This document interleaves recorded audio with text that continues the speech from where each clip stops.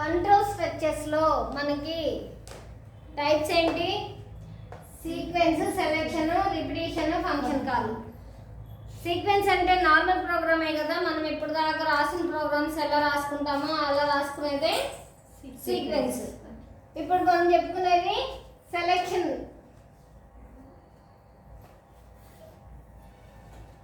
Selection కూడా అయిపోయింది. Selection ఎప్పుడు అయిపోయింది? సెలక్షన్ అయిపోయింది, రిపిటేషన్ అయిపోయింది.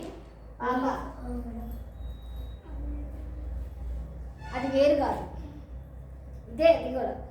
నిన్న జస్ట్ ఓవరాల్గా దాంట్లో టైప్స్ ఏంటి, అవి ఎలా ఉంటాయి అనేసి చెప్పుకున్నాం. సీక్వెన్స్ నిన్న ఎగ్జాంపుల్ ప్రోగ్రామ్ కూడా రాసి చూపించాను కదా, సెలక్షన్కి కూడా రాసి చూపించాను. కానీ ఈరోజు సెలక్షన్ని డెప్త్గా చెప్పుకున్నాము. ఈరోజు సెలక్షన్ ఓన్లీ దీని సెలక్షన్లో ఉన్న ఇవి టైప్స్ ఏంటి, ఇవి ఎలా ఉంటాయి అనేసి చెప్పుకుందాం. రేపటి నుంచి మళ్ళీ సెలక్షన్స్లో వచ్చే ప్రోగ్రామ్స్ వస్తాయి రేపటి నుంచి, ఓకేనా? ఈరోజు సెలక్షన్ అంటే ఏంటి? These are also called as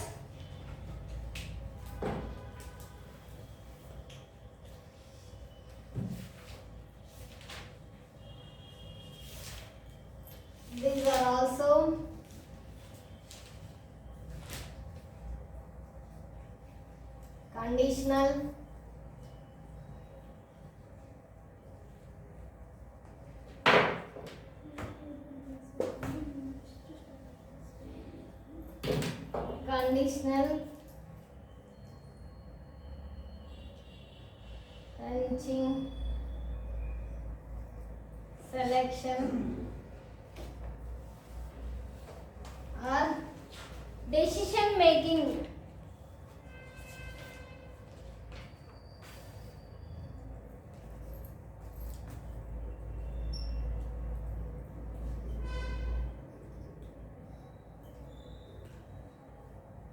decision making statements ని ఇది సెలక్షన్ స్టేట్మెంట్స్ అంటారు, okay?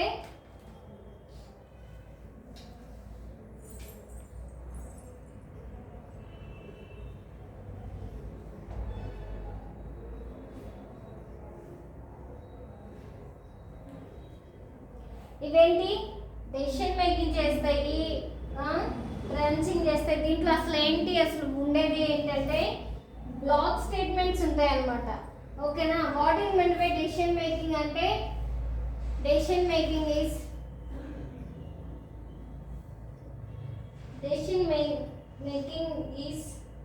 when a group of statements are specified in a block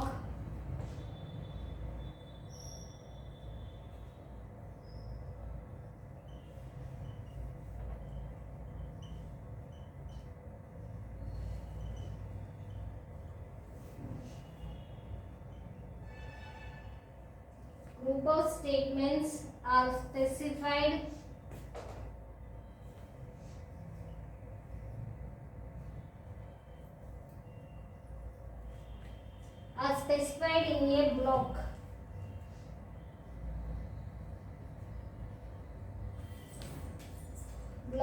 On the given condition they are going to be executed.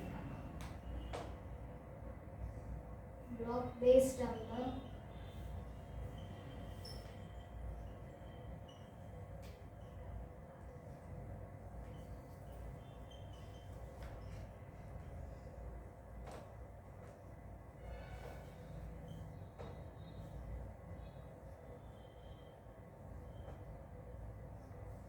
evaluated or executed.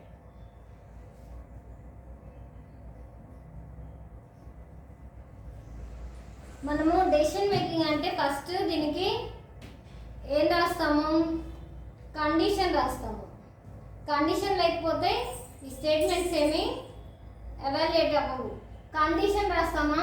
Condition రాసిన తర్వాత ఇక్కడ condition రాసాము, statements రాసాము, okay? Statements రాసిన తర్వాత ఇవేమవుతాయి? True అయితే true box దీని black statements execute అవుతాయి. Falls అయితే falls black statement execute అవుతాయి. రెండు ఎగ్జిక్యూట్ అయ్యి లాస్ట్లో స్టాప్ అవుతాయి కదా. ఈ ఈ వీటి కండిషన్స్ని రాయడానికి ఇక్కడ డెసిషన్ తీసుకుంటుంది ఏంటి, ఈ కండిషన్లో ఈ డెసిషన్ ట్రూ అయితే ఈ స్టేట్మెంట్స్, ఫాల్స్ అయితే ఈ స్టేట్మెంట్, లేకపోతే అసలు మనకి స్టేట్మెంట్స్ ఏం లేవు కదా, ప్రోగ్రామే లేదు కదా సెలక్షన్ ప్రాసెస్కి, అలా చేస్తుంది. ఇదేంటి, ఇవి ఏంటి అసలు మన కండిషన్స్ రాయాలంటే మనము మనం అంతకుముందు చెప్పుకున్న వాటిలో కండిషన్ అంటే దేనికి సంబంధించింది, కండిషన్ దేంట్లో చూసాం మనం, ఏ ఆపరేటర్స్లో చూసాం, కండిషన్స్ ఆపరేటర్స్లో చూసాము.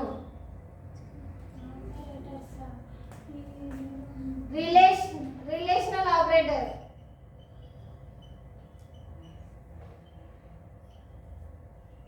గుర్తుందా అసలు ఈ రిలేషనల్ ఆపరేటర్స్ ఏంటి, less than or equal to, greater than or equal to, not equal to, అవునా. ఈ ఆపరేటర్స్ ని కండిషన్ ఇదే కదా రాస్తాము, if A is less than 10 అన్నాము, లేకపోతే ఏ ఇస్ గ్రేటర్ దెన్ 10 అంటాము. ఇవే కదా కండిషన్స్ మనం రాసేది.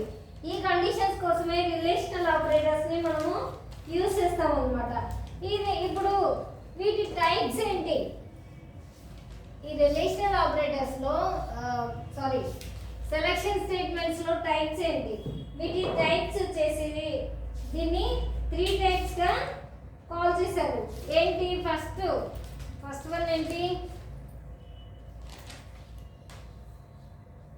These are 3 types.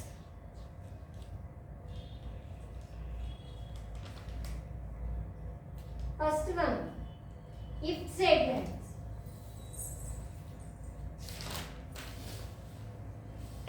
Second one, conditional statements.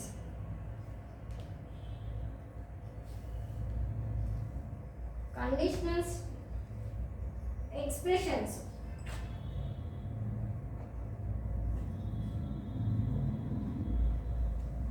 Third one, switch statement.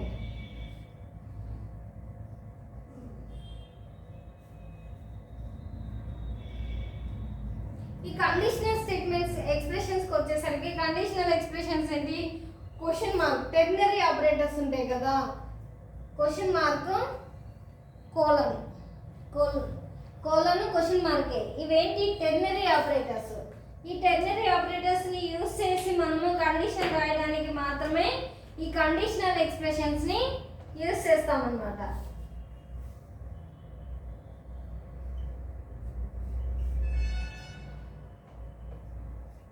ఈ కండిషనల్ ఆపరేటర్స్ ఎక్స్ప్రెషన్స్ వచ్చేసరికి ఓన్లీ టెర్నరీ ఆపరేటర్స్ ని వాడతాము. ఇఫ్ స్టేట్మెంట్స్ లో మళ్ళీ టైప్స్ ఉన్నాయి. ఈ టైప్స్ ఏంటి, ఇఫ్ స్టేట్మెంట్స్ కి సింపుల్ ఇఫ్,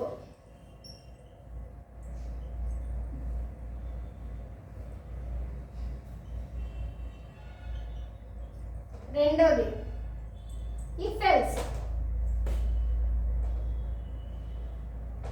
మూడోది నెస్టెడ్ ఇఫ్, నాలుగోది ఇఫ్ ఎల్స్ లేడర్.